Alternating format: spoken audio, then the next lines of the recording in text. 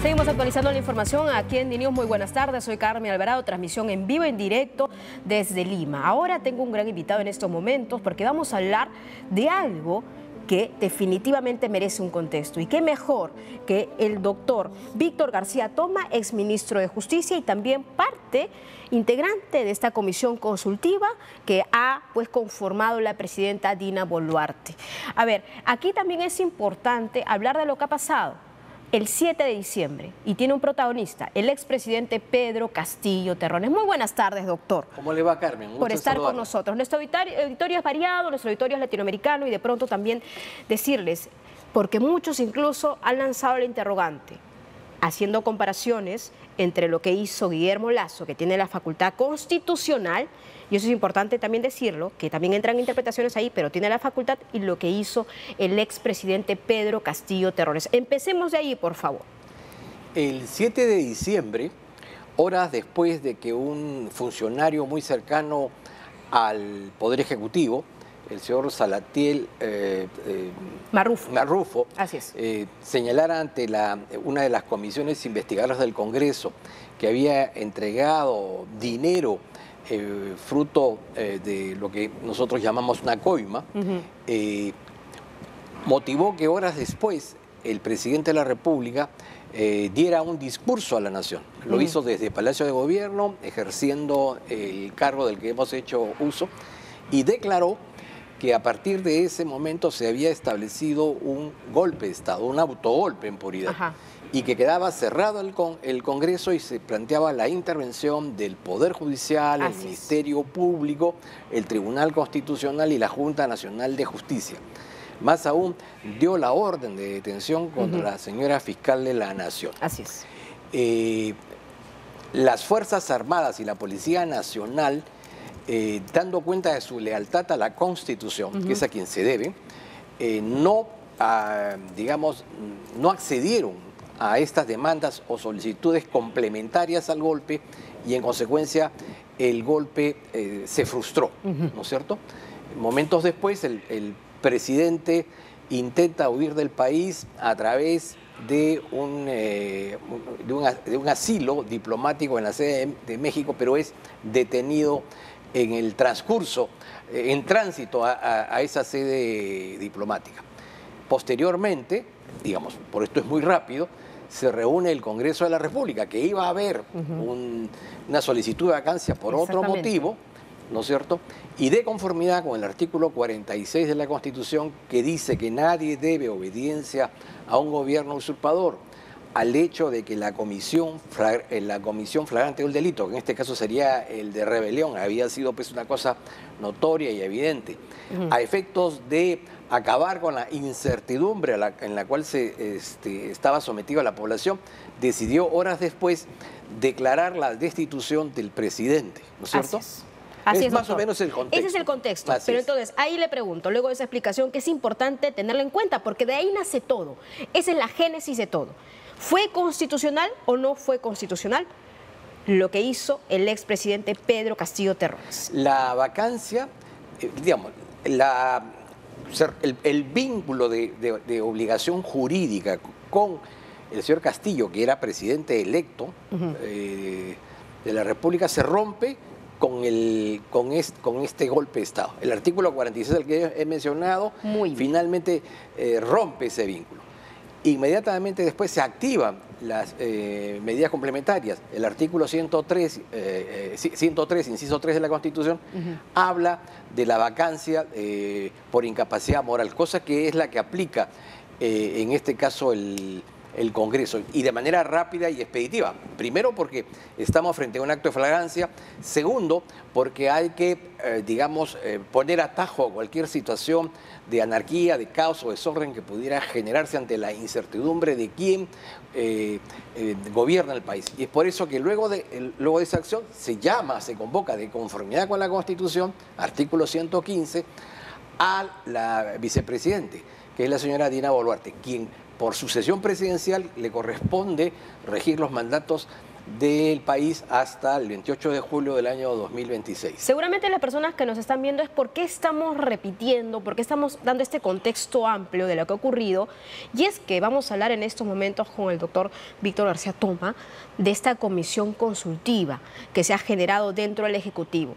Entonces, hemos recibido, hemos escuchado, y sobre todo aquí en DiNews, analizamos las declaraciones de injerencia a asuntos internos del Perú de presidentes extranjeros, de Andrés Manuel López Obrador y también de Gustavo Petro en relación a lo que ocurrió, incluso ya hasta con calificativos que ya salen de la forma y del fondo diplomático, ¿no? Incluso ya no queriendo dar la presidencia pro tempore al Perú de la Alianza del Pacífico. Entonces, una situación que parece que se está complejizando. ¿De qué trata esta comisión? ¿Cuál va a ser el aporte de esta comisión? ¿Y cómo se va a desarrollar a través del tiempo para cambiar también esa narrativa en el exterior? ¿Por qué ha surgido esta comisión? Digamos, un grupo de países adscritos al Foro de Sao Paulo, al Grupo de Puebla, han venido planteando una narrativa, vamos a llamarla así, dirigida a señalar de que en el país hubo un golpe parlamentario, de que hay un gobierno cívico-militar, de que aquí ha habido actos de genocidio, que aquí ha habido una matanza indiscriminada y una serie de esas situaciones. Y de alguna manera, parte de esa narrativa que está encabezada por el señor Petro y el señor López Obrador. En el caso de López Obrador incluso el caso es mucho más grave porque rompiendo la vieja tradición mexicana de la doctrina de la no intervención, si yo no tengo por qué inmiscuirme en los asuntos internos, esos son problemas y materias que deben discutir los propios conciudadanos, han ingresado a un ataque, digamos, bastante sostenido. Petro lo acaba de volver a hacer en el Brasil. En ese contexto, un proceso que ha durado tiempo en madurar, finalmente el Poder Ejecutivo ha tomado la decisión de convocar, de invitar a un grupo de constitucionalistas para que puedan dar orientaciones y luces, ya sea en el interior del país o fuera de él, de manera propedéutica, de manera académica, desde el derecho, pero hacia sectores políticos, ¿no es cierto?, para explicar qué es lo que ha pasado y cuál es el encuadramiento jurídico de esos hechos. Doctor, a ver, entendiendo las condiciones, las circunstancias, la forma también como esta cadena ha aumentado y se ha complejizado, me refiero a los calificativos, me refiero a las declaraciones, ¿no es un poco tarde para tratar de manejarlo? También esta comisión debió llegar antes porque definitivamente ya son meses desde que tomó el poder y ustedes, me imagino que en la conversación que han tenido con el Ejecutivo han expresado también. Nosotros fuimos algunos de las personas que ahora hemos sido invitados formalmente. Tuvimos una reunión con el entonces ministro de Justicia, el doctor José Tello. En ella le explicamos que consideramos que no había habido una respuesta adecuada, consistente y firme, ¿no es cierto?, sobre todo en el exterior. Y que incluso al interior del país, aun cuando para los sectores académicos, para los políticos, para los medios de comunicación, el tema es cristalino, no necesariamente eso lo entiende el común de las gentes, ¿no? Hay un sector, por ejemplo, que no tiene claro el tema. Y entonces, esta idea se propuso en el mes de enero. En el mes de enero. Sí. Bueno, ha habido digamos, un tiempo de demora, pero en todo caso creo que hay tiempo para enmendar, hay tiempo para corregir y hay batallas que dar, ¿no? Así que tenemos todos los miembros de la comisión la disposición y ánimo de colaborar, no con el gobierno en sí mismo, sino en general con el Estado. Con la Constitución, o sea, dando a entender y a explicar a la gente qué significa la Constitución y sobre todo los artículos y cómo se han dado los hechos y las circunstancias, porque ustedes son las voces autorizadas. Es decir, usted ha sido exministro de Justicia, también es integrante del Tribunal Constitucional, entonces, voces autorizadas que puedan fundamentar y argumentar pues lo que para muchos y presidentes ahora del continente están diciendo que lo que hubo con Pedro Castillo es una injusticia, que es inconstitucional. Carmen, pero yo no creo que ni Petro ni López Obrador desconozcan qué es lo que ha pasado en el país. Lo que hay es un claro desborde ideológico. Lo que sucede es que, digamos, lo que se llama la nueva izquierda, la izquierda del siglo XXI, el socialismo del siglo XXI, tenía un espacio, había ocupado un espacio importante a través de Castillo. La salida de Castillo por propia obra, que es su autogolpe, definitivamente en el tablero político resulta siendo un revés, ¿no? Entonces, en Chile habían tenido avances y ahora vemos que Boric está tomando una posición mucho más centrada. Entonces, creo que es en ese tablero de ajedrez políticos en el que ellos están jugando. Pero ese es un tema, digamos, de los políticos.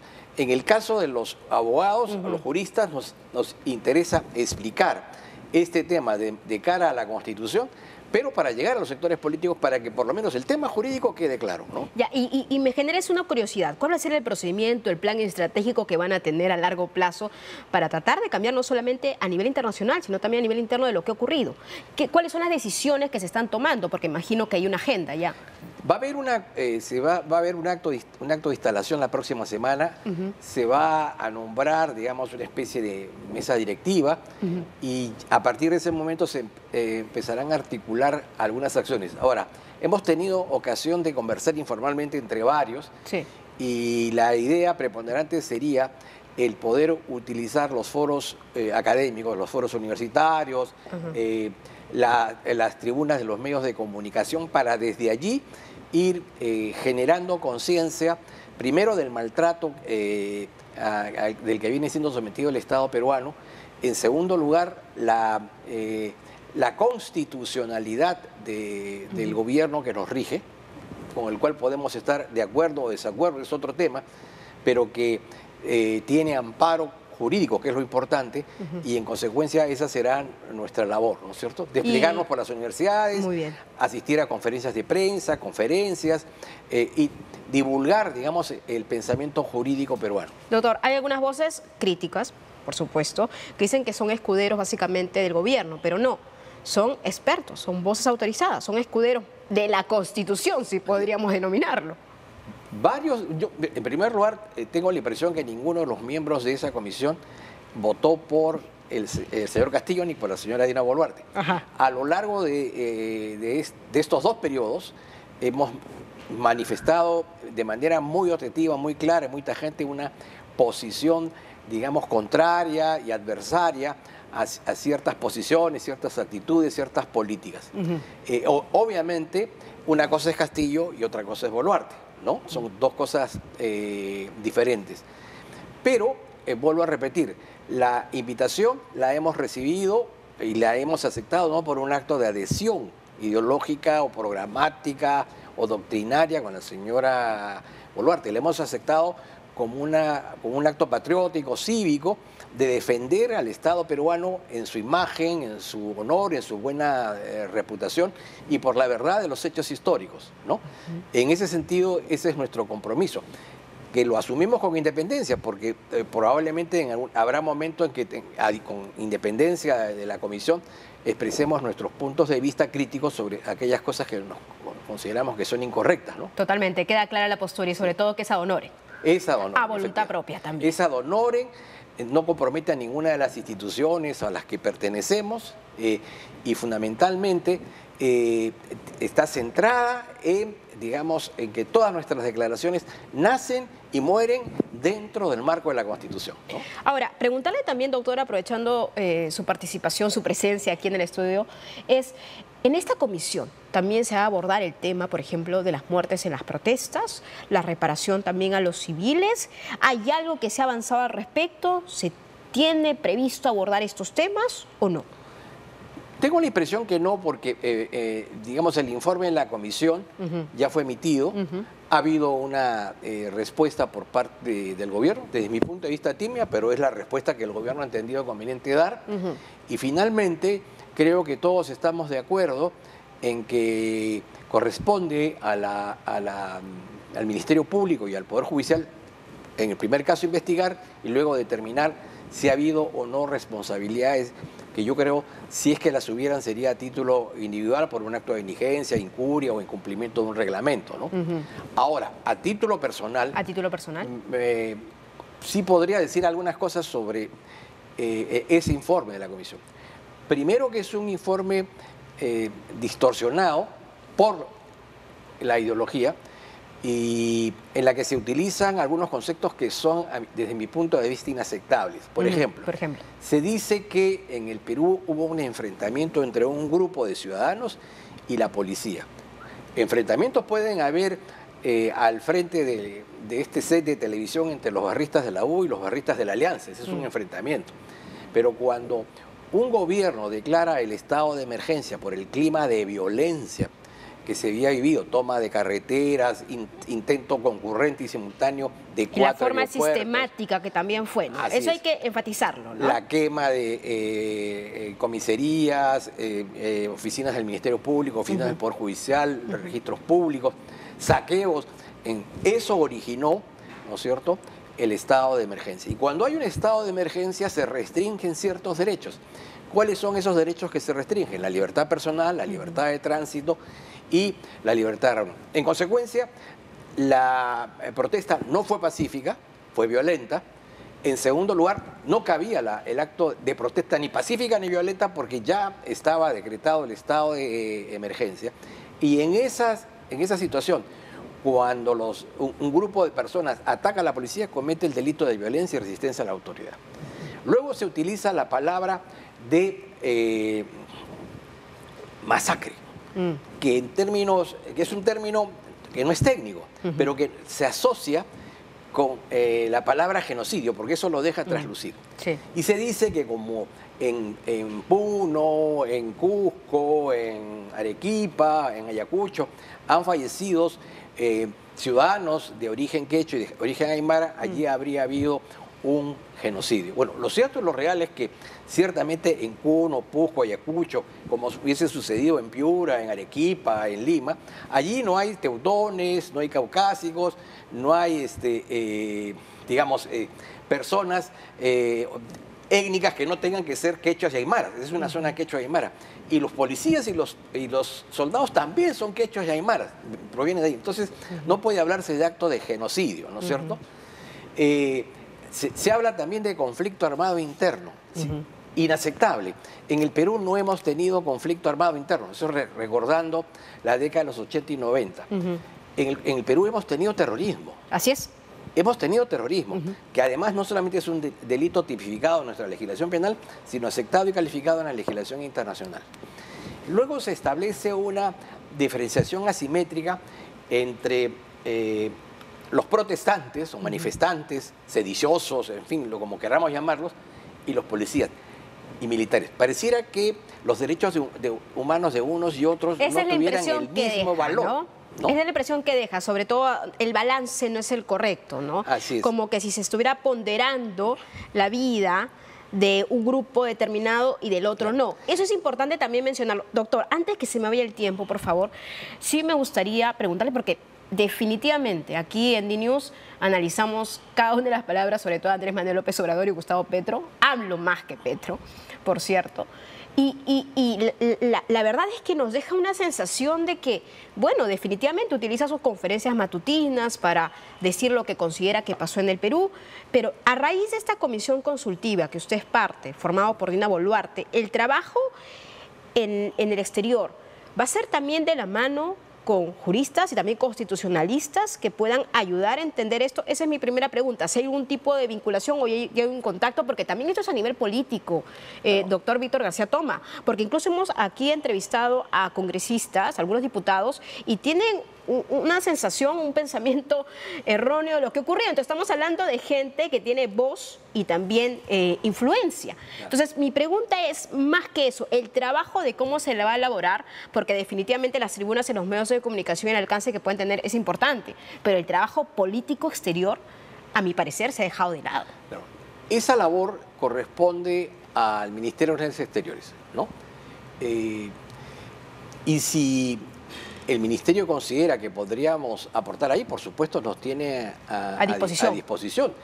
Justamente yo creo que esta labor de esclarecimiento, esta labor propedéutica sobre lo que ha sucedido en el Perú y el encuadramiento jurídico que debe merecer, debe hacerse en las universidades, debe hacerse en los foros políticos, debe hacerse en los sets de televisión y debe hacerse con encuentros con personas, con personas que tengan influencia, ¿no es cierto?, en el ámbito político, para que eso se irradie y de alguna manera, si se quiere, de manera indirecta, se desenmascare toda esta trama ideológica que vienen protagonizando tanto López Obrador como Petro, ¿no? Que poco favor le hacen a países tan amigos, tan entrañables con el Perú, ¿no? Claro, entonces entiendo que esta comisión consultiva todavía no está en coordinación directa con Cancillería, o sea, si es que se los convoca, pues definitivamente también puede servir para una especie de misión diplomática exterior, país por país, tratando de concurrir también los políticos, ¿no? Esto debería ser replicado hacia otras áreas que también podrían ser importantes. Hay internacionalistas, cancilleres, políticos de fuste que tienen vínculos y relaciones con partidos importantes en el exterior y creo que ellos también deberían ser convocados porque esta es una causa nacional, ¿no? Acá no estamos defendiendo una gestión en particular, un partido en particular. Para comenzar, no hay partido en el gobierno. Sí, ¿no? Ni hay partido, no ni hay tiene partido. O sea, exactamente. Pero estamos defendiendo una causa nacional y eso debería comprometer a todos aquellos que desde alguna trinchera pudieran colaborar con el país. Entonces creo que el gobierno debería abrir más el abanico, ¿no? Claro, vamos a ver cómo se articulan estos esfuerzos y sobre todo para ver de qué forma también se puede bajar este nivel, ¿no? Este ruido internacional donde el Perú parece ser el protagonista y de qué mala forma, ¿no? Sí, pues. Eso es lamentable, doctor. Le agradezco mucho participación al doctor muy amable. Víctor García Toma, exministro de Justicia, es presidente del Tribunal Constitucional y miembro de la Comisión Consultiva de Dina Boluarte. Muchas gracias por estar con nosotros. Del gobierno. Muy buenas tardes, gobierno. Muy buenas tardes. Nos vamos a una pausa comercial, pero ustedes no se van, regresamos con más aquí en DiNews.